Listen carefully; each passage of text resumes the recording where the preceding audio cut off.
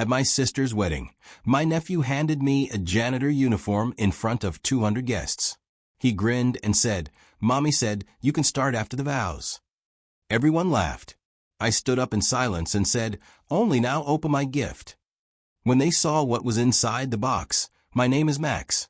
I'm 33, the older brother, the quiet uncle, and the guy everyone calls when there's a mess, literally. I own a cleaning company with 2 vans, 12 employees, and a calendar booked months out. I don't drink on weeknights because I'm up at 5:30. I keep spreadsheets for fun. I'm the one who remembers to bring extra batteries, tape, aspirin, stain remover. I'm also the one my family calls the help, not to my face. Usually, the day of my sister Lena's wedding, I was the first sibling at the venue. Habit. I checked the bathrooms, shook hands with the venue manager, and dropped off a small gift box at the card table. White paper, black ribbon. Simple. I sat near the aisle, second row, minding my own business. Then my nephew, 8 years old, toothy grin, suspenders, walked up with something folded over his arm, a Navy janitor uniform. My company's name stitched across the chest in white thread like a joke. He held it up and yelled, "Uncle Max, Mommy said you can start after the vows." Laughter rippled through the room. Real mean laughter. From my aunt, from a cousin, from the groom's friends who'd never met me until that second. The DJ turned down the music so everyone could hear. My mother looked away. My father smirked. Lena didn't.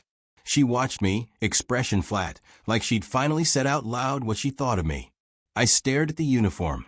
The same cut we buy for night crews. Same cheap zipper, same stiff collar. It was my size. "Put it on." My uncle called out, trying to turn it into a moment for the cameras.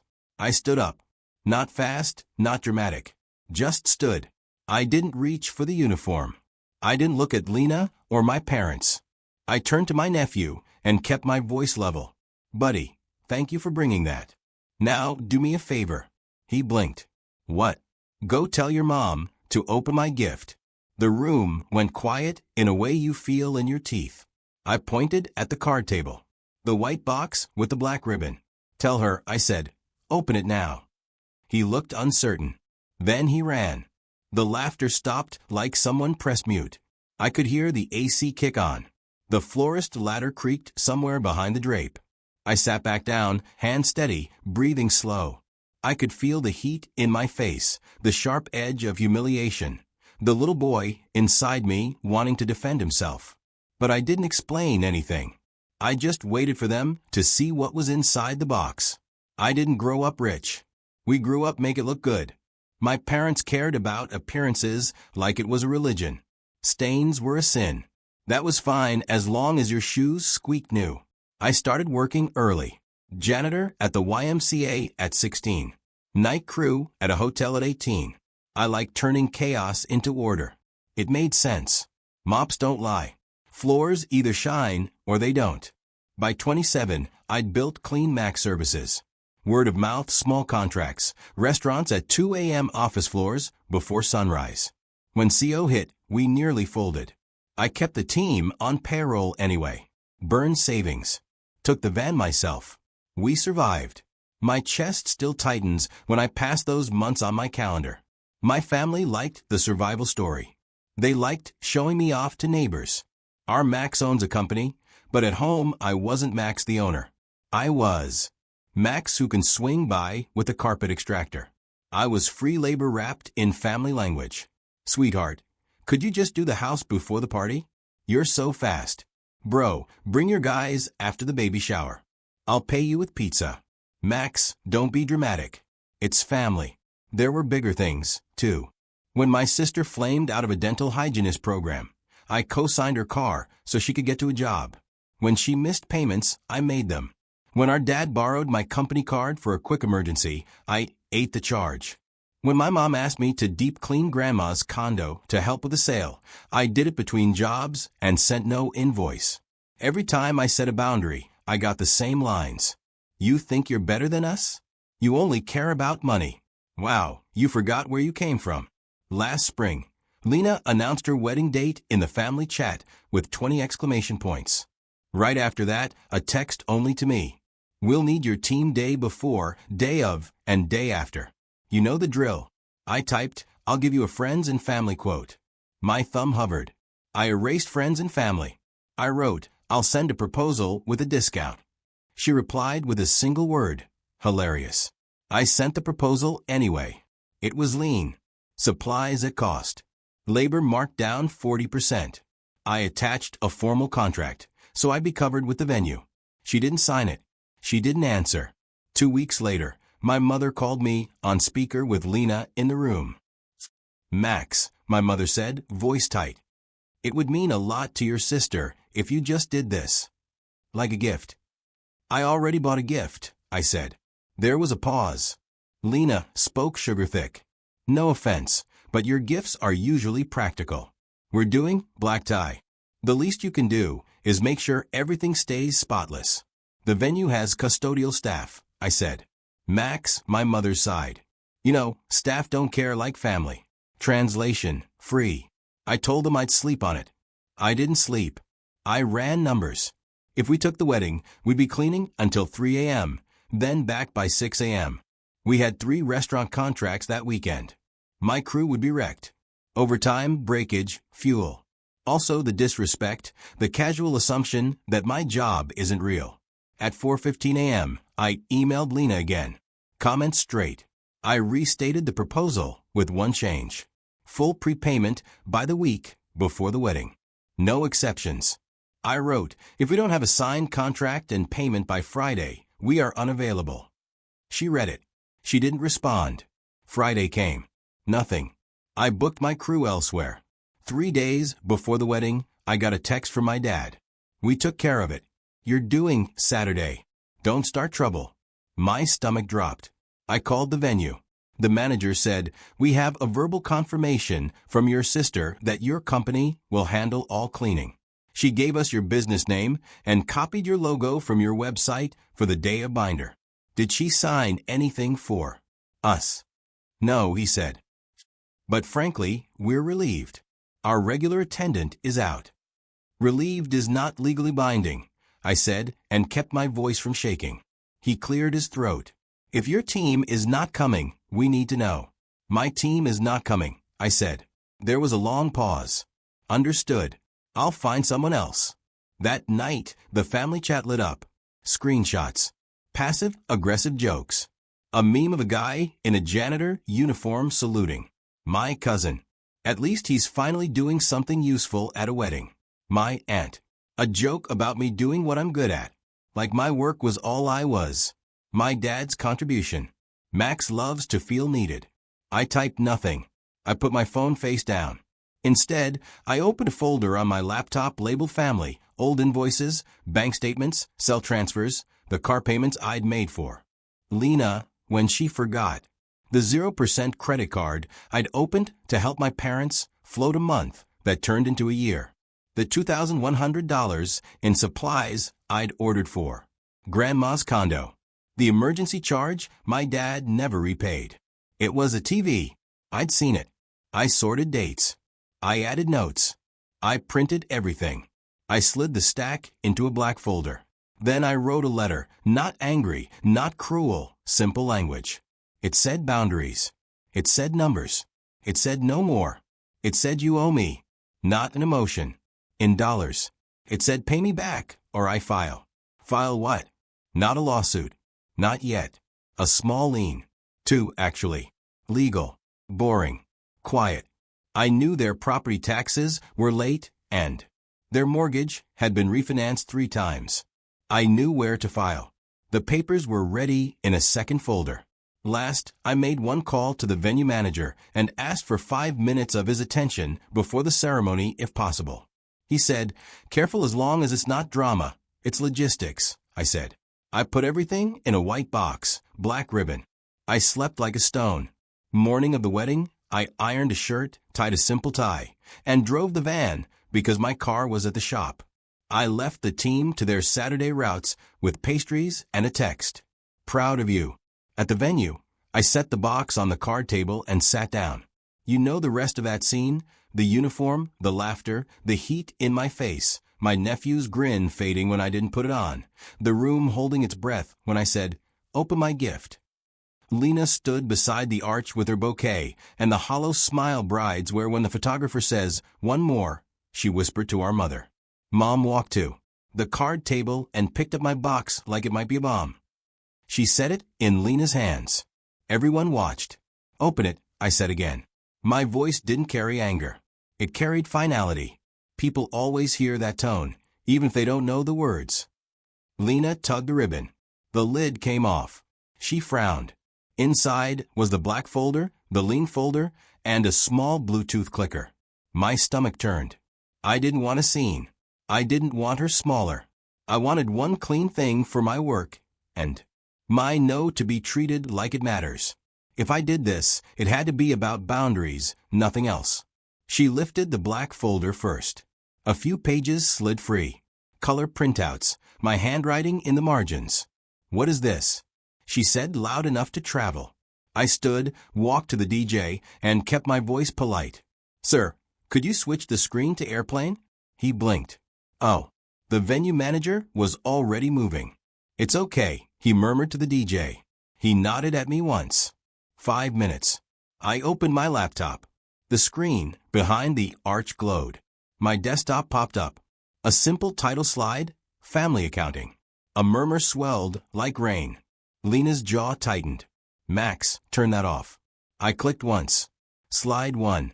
Car payments for Lena $4.1, 38622. Dates. Bank line items. Photos of receipts. Reason given. Short month. Slide 2. Emergency charge for dad. $1,399.99. Side by side. My card statement and a Best Buy receipt for a 65-inch TV. Date stamps matched. Slide 3. Grandma's condo supplies. $2, 13.17. Bleach HEPA filters, contractor bags, disposal fee, reimbursed $0. Slide 4.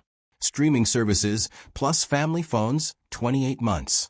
Cost breakdown. Who was on which line? The total embarrassing. People weren't laughing. And that's when it hit me. I hated this part. Not because the numbers were wrong, but because an audience changes everything. So I kept it flat and boring on purpose. No jokes, no insults, just receipts. I didn't explain. I didn't editorialize. I clicked. The numbers spoke fine without me. Slide 5. Proposed wedding services declined. My discounted proposal, the timestamps, the unanswered emails. Slide 6. Screenshots from family chat, the meme of the janitor, the jokes. I'd blacked out names for non-mediate relatives. Not shame, just context. "Max," my mother hissed. "Stop." I looked at the room. "No speeches," I said softly. 5 minutes of facts. Lena tried to hand the box to my dad like it burned. He shook his head. I clicked again. Last slide. Total outstanding balance, owed to Max $12,989.38. There was a payment detail sent after. I'd waived interest. I'd set a polite timeline, 60 days. I held up the second folder. These are notices of intent to file liens on Mom and Dad's rental and Lena's car if the balance isn't paid by the deadline. The forms are filled, not filed yet. Gasps. A cousin said, "Jesus." The groom's mother put a hand over her mouth. The floors stopped moving entirely. Lena's face went chalky. "You're extorting me at my wedding." I met her eyes. "I'm setting a boundary at my sister's wedding because you tried to make me your staff at my sister's wedding." She opened her mouth, closed it, then chose a different attack. "You're doing this for attention. You always wanted to be the main character." "No," I said, "I want to be left alone."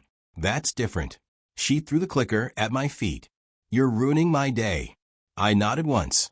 "Let me be perfectly clear so we don't have to talk about this again." I faced the room. I am not cleaning this venue.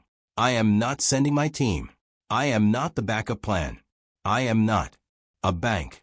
I am not a subscription service. And I am not the joke.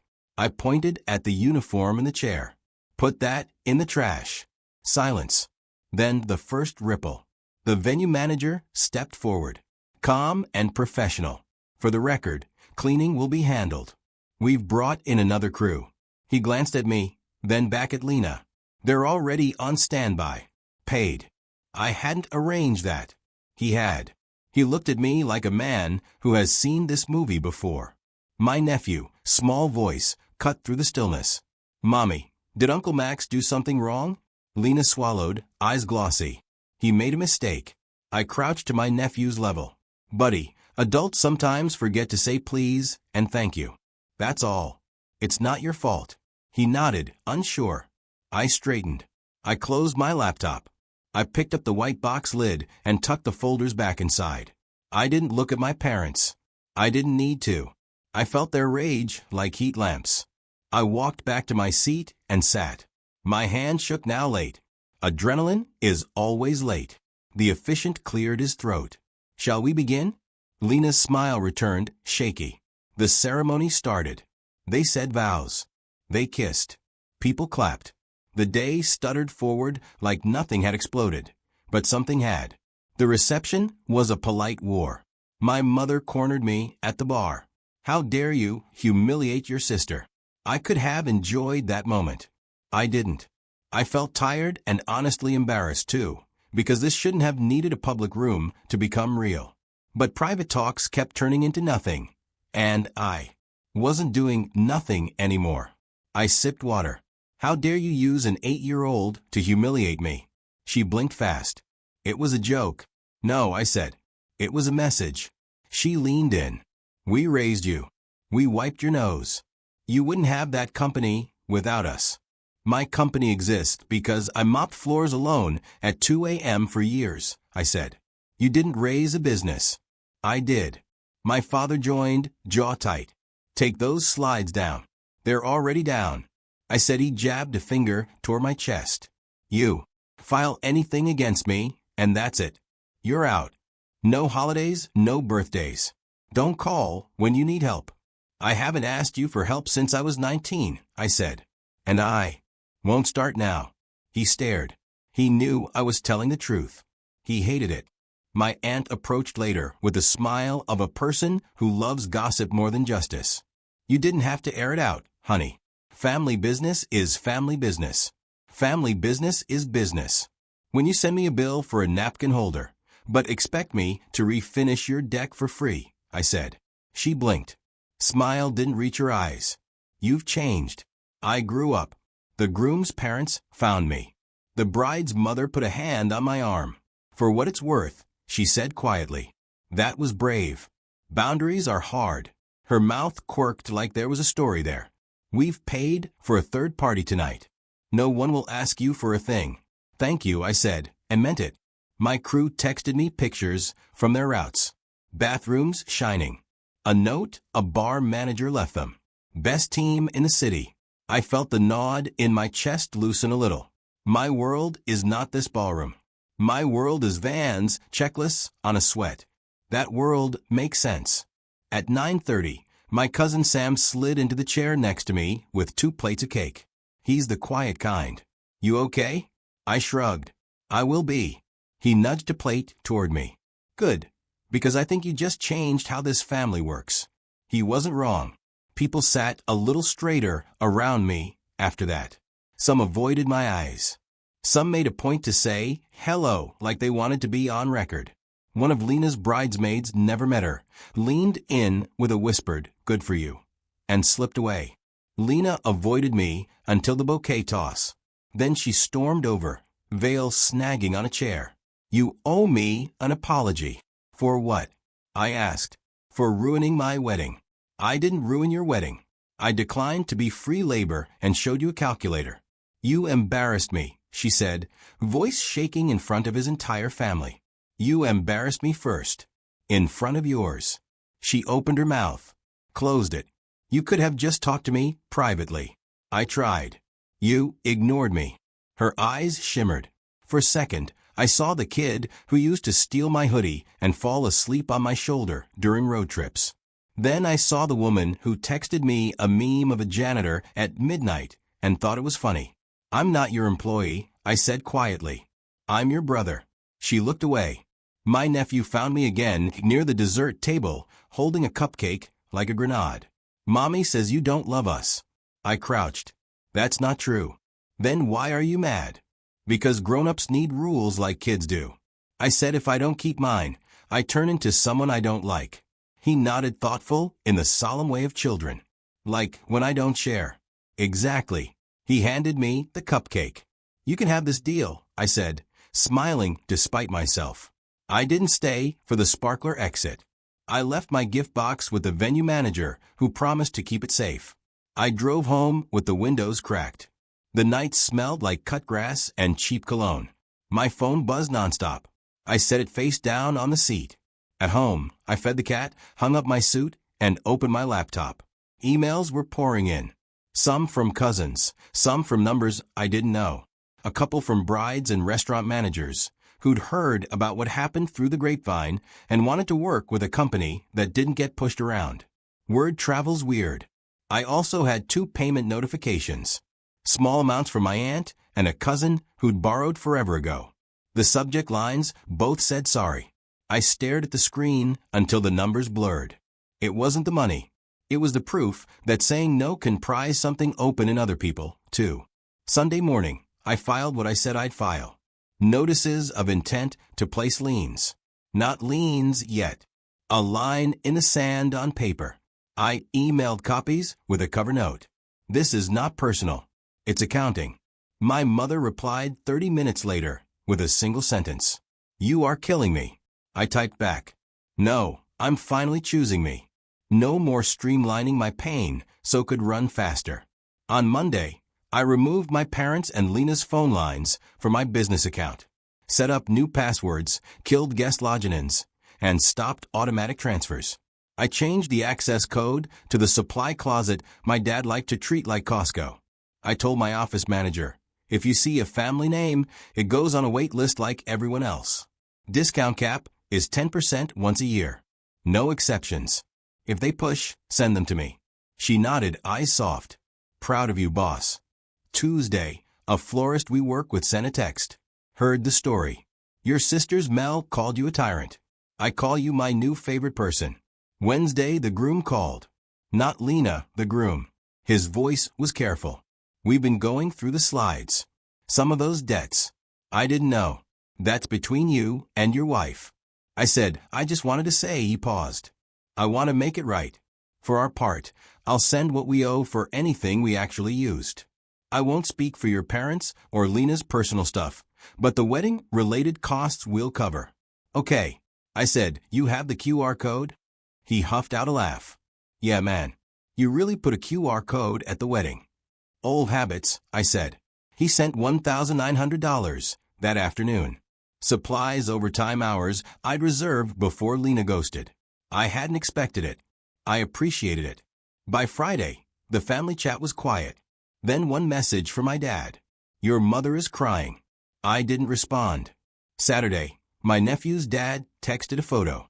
My nephew had tied my company's baseball cap to a stuffed octopus he'd written on a sticky note for Uncle Max, the boss. He'd drawn a mop. Thank him for me. I sent back. Proud of you, my brother-in-law wrote. Short, private, risky for him. He's usually Switzerland. I stared at that text longer than I should have. Boundaries change the map. Sometimes people surprise you by stepping onto your side. Sometimes they don't. You learn to live with both. 2 weeks later, I dropped by my parents for the first time since the wedding to pick up a box of my old tools. My mother met me at the door with red eyes and a speech in her throat. I don't want to fight, I said before she could start. I came for the tools. You embarrassed us, she said anyway. You embarrassed me for years, I said. I just finally held up a mirror. She swallowed. You always make yourself the victim. No, I said I made myself the boundary. My father stood in the hallway like a guard. You think a piece of paper scares me? No, I said consequences do. He scoffed. You'll miss this family when you're old.